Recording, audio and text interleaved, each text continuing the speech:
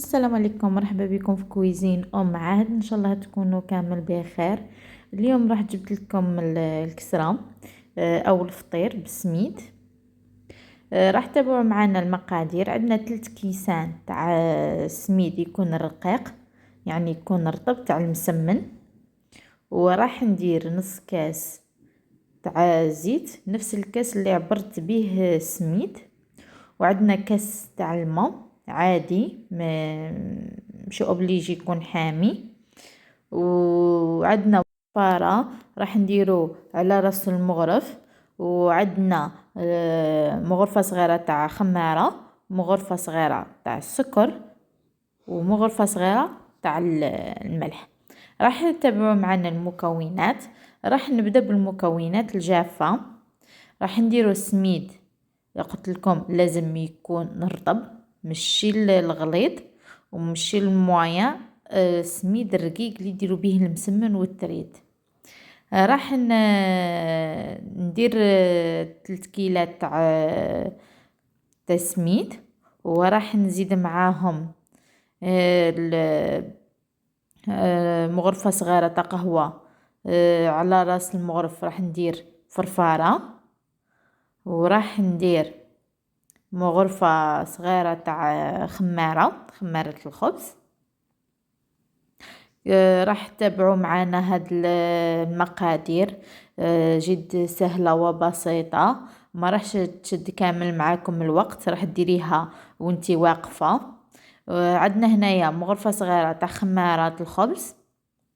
وعندنا مغرفة صغيرة كذلك تاع السكر العادي.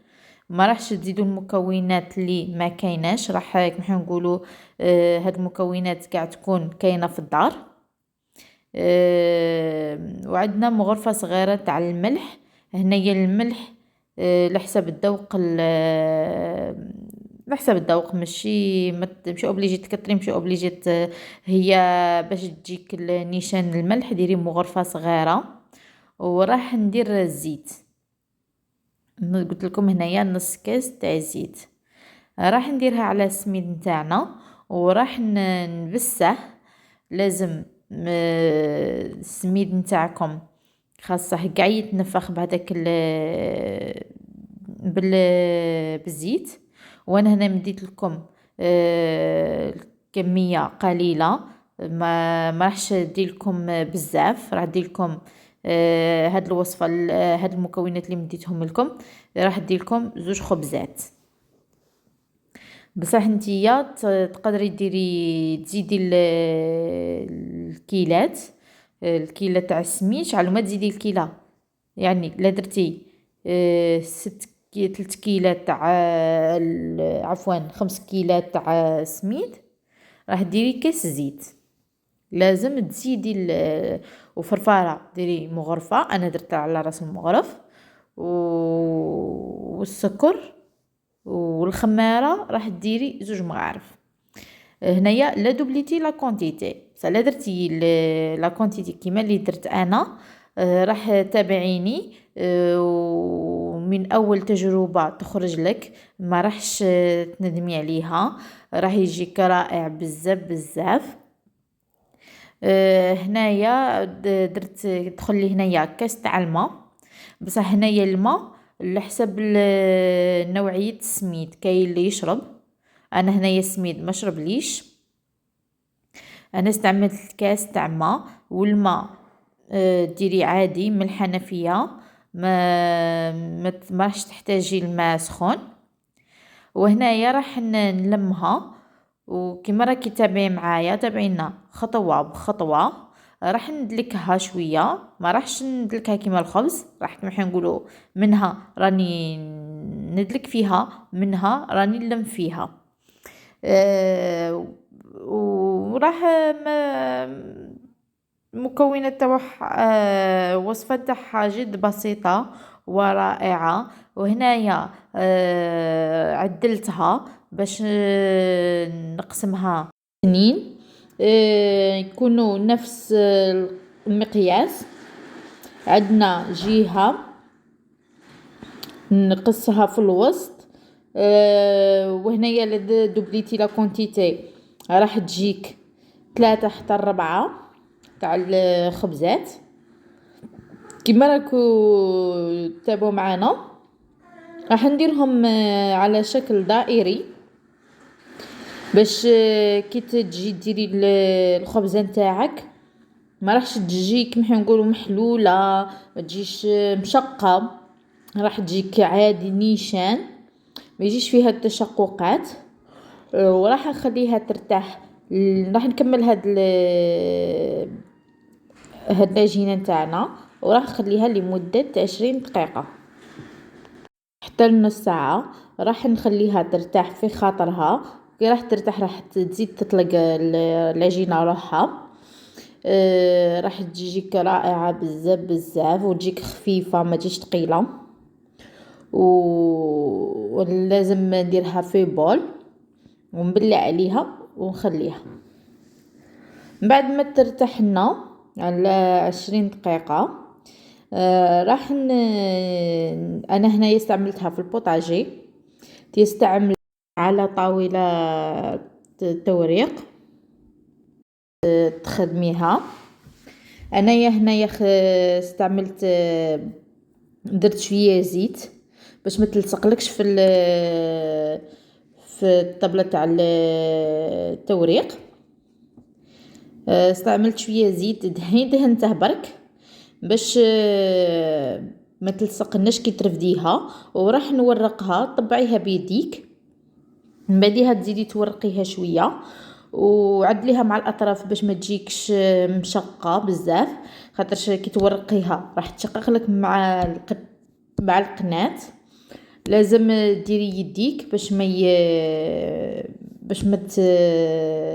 ما تديلكش التشققات. وراح ندير الطاجين تاعنا يسخن، ما لازمش ديري الخبز نتاعك والطاجين نتاعك يكون بارد، لازم يكون سخون. هنايا بعد ما نكمل هاد الخبزه نتاعنا راح نرميها في الطاجين والطياب نتاعها ما يكونش كيما نقولوا ما طيبيهاش بزاف وما تخليهاش بيضه بزاف. كما هنايا في العرض تاع الخبزه نتاعنا انتي كاين اللي بغيها رقيقه كاين اللي بغيها مويه. انا درت لكم وحده رقيقه وحده مويه. وهنايا راح درتها على الطاجين تاعنا وكانت طاجين حامي. قلت لكم لازم تكونوا تحموه من قبل حوالي واحد ربع ساعه، ما راحش يشد طاجين ولا مقله اللي تستعمليها نتيا. وهنايا راح نثقبها بالفرشات. لازم تثقبيها خاطرش هاد الخبزه نتاعنا ما راحش تجي منتفخه، لازم تثقبيها مليح. وهنايا بعد راح نشوفوها بعد ما طيب لنا. هيا بعد ما طبت لنا الخبزه نتاعنا الاولى قطعتها انا على 4. هذا هو طياب نتاعها، ما راحش تزيدي عليها. وان شاء الله تجربوها وشهية طيبة. هذا هو الخبز نتاعنا، شوفوا غادي نقطعه وراح نوريكم العرض تاع الخبز نتاعنا.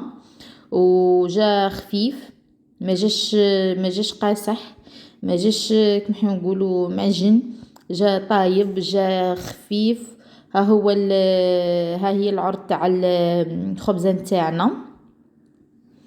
شوفوا كي جات معانا، شوف هذا هو الخبز تاع الفطار. وينتكل مع القهوه، ينتكل مع تقدري ديريه فلاشة، ينتكل اكثريه مع الشكشوكه، راح يجيكم رائع بزاف بزاف. هذه الخبزه الثانيه قطعتها على كذلك على 2 على عفوا على 4. وهذه سواء هاد الخبزه درتها لكم شويه عريضه، ما درتها لكمش رقيقه كما الاولى. وراح تشوف هنايا غبنتني كانت حاميه بزاف، كي قلعتها قطعتها ديريكت، كانت حاميه بزاف بزاف، اسمها غبنتني شويه. شوف كي جات معانا.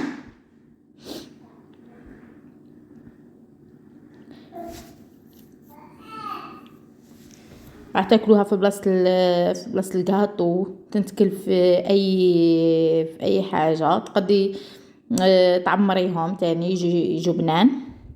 ها هو الخبز نتاعنا تاني بعد ما طبنا، شتو العرض نتاعه جاي عريض. وان شاء الله تجربوها، ديروا لنا لي جيم والسلام عليكم.